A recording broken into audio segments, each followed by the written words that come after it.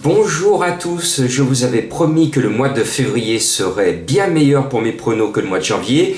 Eh bien, dès ce 1er février, j'ai eu raison, je vous donne le tiercé dans l'ordre. Le quartier, on a déjà dans notre tirelire de février 200 € de gains cumulés. Allez, on va essayer de faire encore mieux ce dimanche. Il y a un petit champion au départ. Je pense qu'il va falloir être très très fort pour le battre.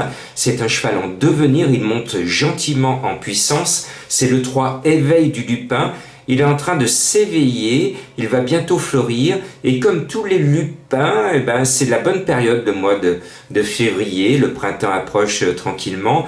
C'est un cheval qui est forgé en province, on le fait vieillir doucement, on lui évite les grandes joutes de Vincennes pour pas le casser trop rapidement. Eh bien, comme tous les lupins, je pense qu'il va faire une très très grande carrière.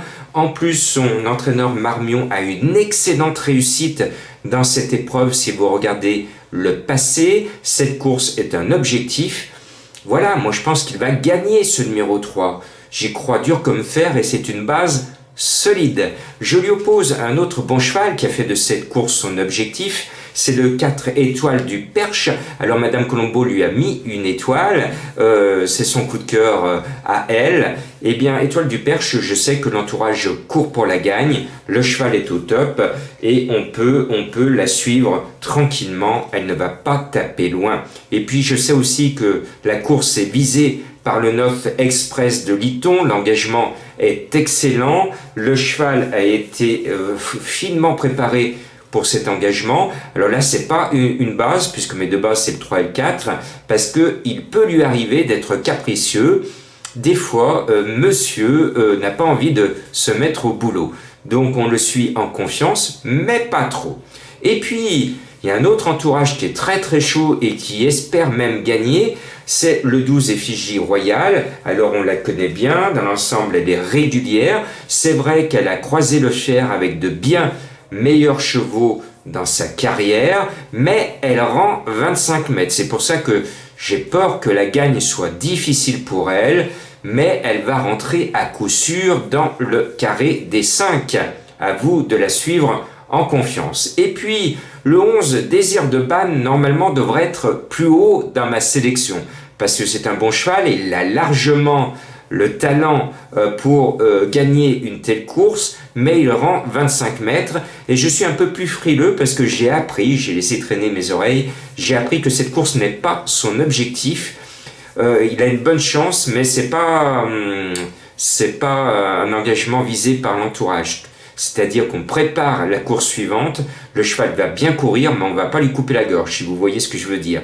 Donc il sera obligatoirement battu, mais sur sa valeur, sur sa classe, il peut finir dans les 5 premiers, mais si vous cherchez un favori douteux, vous le tenez, c'est le 11. Alors souvent, on m'interpelle, parce que vous savez, j'ai mes petites rubriques, et dans ma rubrique, il y a le favori douteux. Quand je vous indique un favori douteux, cela ne veut pas dire qu'il ne va pas faire l'arrivée, je dis simplement que de tous les favoris, c'est lui le plus fragile. Donc ces chevaux que je vous indique en favori douteux, il ne faut surtout pas les mettre en base. Vous pouvez les jouer, mais pas les prendre en base, parce qu'ils sont fragiles. J'émets une petite réserve en disant, bon voilà, mais c'est loin d'être un coup sûr. Donc on y va mollo sur mon favori douteux, mais ne croyez pas que c'est un favori que j'interdis de faire l'arrivée. Voilà, c'est juste... je tire la sonnette d'alarme en disant attention, on n'a pas toutes les garanties sur ce cheval-là. Et Désir de Banne, il pense au coup suivant. Voilà, j'ai pas besoin d'en rajouter. Et puis voilà mon coup de cœur, parce que je me suis dit, Jean-Marc, c'est bien gentil cette histoire, tu es en train de construire ton prono, mais là tu es en train de donner à tes amis les 5 favoris de la presse. Donc je me suis dit, Jean-Marc, il va falloir que tu ailles à la pêche au gros et ramener du lourd en ce début février pour avoir un joli coup de cœur à belle cote. Eh bien, je l'ai trouvé. Et ce n'est pas n'importe qui, parce que c'est du 30 contre 1 d'abord, et en second, c'est Franck Nivard. Franck Nivard à 30 contre 1 dans un quintet. La star quand même, Franck Nivard, même s'il a manqué de réussite au mois de janvier, et je ne vais pas lui jeter la pierre, je pense qu'il détient de bonnes chances. Je vous donne l'information. Franck Nivard se donne la 4e meilleure chance de la course. Il se met 4e de son prono. Cela veut dire qu'il y croit. Et un Franck Nivard qui y croit à 30 contre 1, c'est franchement bon à prendre. Allez, c'est mon coup de cœur. Vous m'en direz des nouvelles. Et surtout, ce qui me fait dire que Étoile qui dit a une chance, c'est qu'elle a raté son meeting. C'est l'écurie de Franck Nivard. Bon, maintenant, il va lui poser la question. Il va lui dire, maintenant, il faut que tu rembourses ton avoine. Et c'est le jour où elle va rembourser son avoine. Il faut vraiment qu'elle fasse l'arrivée. Parce que sinon, Franck Nivard va se dire, bon, elle ne reste pas dans mon écurie, parce que si elle n'est pas capable de faire l'arrivée là, c'est pas la peine que j'insiste avec elle. Et donc, je pense qu'elle va se réveiller à cause de ça. Elle doit sentir qu'il y a un coup de Trafalgar si elle ne figure pas à l'arrivée. Et puis, il y a un petit crack au départ, mais il pose problème. Alors, pour me couvrir, je le mets, c'est Hérode Ludois, le 14.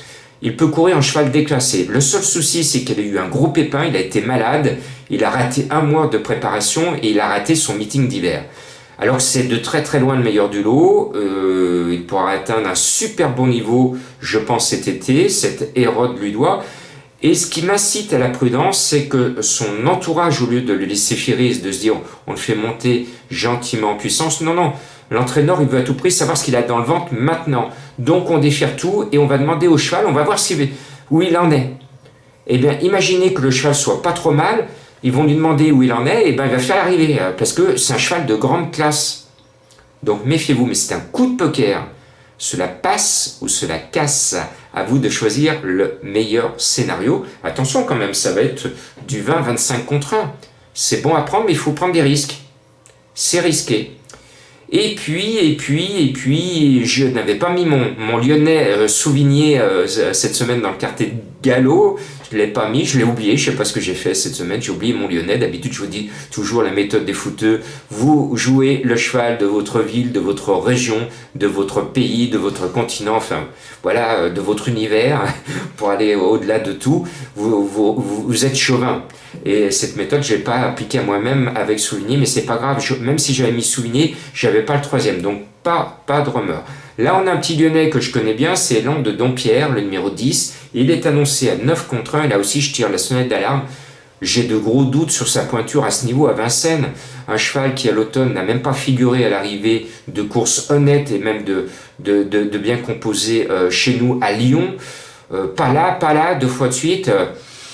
Je me dis, l'Ambre de Dompierre, c'est loin d'être un foudre de guerre. Donc je le mets pour me couvrir, je ne voudrais pas me faire avoir 2 fois de suite par un Lyonnais cette semaine, mais on y va tout doux les gones, hein. On joue, mais avec modération. Voilà, à vous maintenant d'aller jouer parce que je pense qu'on va revoir la tête du caissier. Bon dimanche.